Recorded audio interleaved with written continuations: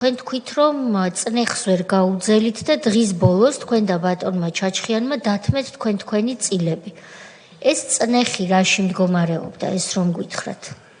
წნეხი ეს იყო მორალური, ფიზიკურად, რა თქმა უნდა, არ იყო არავითარი შეხება და ეს იყო მორალური წნეხი, ისევ დაჭერის, ისევ შვილებზე ზემოქმედების, იმიტომ რომ რაღაც შესწავლილი ხონდა თუ რაღაც ბიჭები არიან, ის არიან, ის რაღაცები.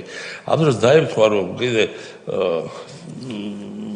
ჩემ გვერდით, ჩემს აგარაკზე სადაც მე ვცხოვრობდი, ახალაიები შეასახლეს.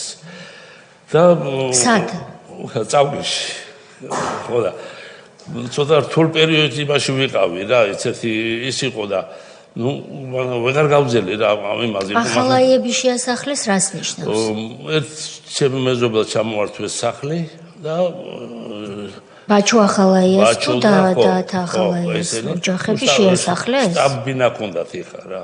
კარის მეზობლები ვიყავით იხა ერთი ეზო გვაქვს და კიდე გეუბნებით ახლა ჩემი ის იყო რომ ვეღარ გავუძელი, იმიტომ იქიდანაც იყო ხსენება, აქედანაც ყოველდღიურად და სისუსტე გამოვიჩინე, მაგრამ ალბათ ვერ გავძლებდი მე არც პატარა ვიყავი მაშინ ასაკით და მოდით შეფასებებში ნუ ვიჩქარებთ, სისუსტე შეფასებითია. ამიტომ ჩვენ ამისთვის არ ვართ აქ რომ შევაფასოთ ვინ სისუსტე გამოიჩინა ვინ არა. წნეხია და ადამიანების უმრავლესობა ამ წნეხს არ და ვერ უძლებს და შვილებს როცა გიხსენებენ ეს ბუნებრივია რომ თქვენ მატერიალური ინტერესი არ დააყენოთ შვილების ინტერესზე მაღლა.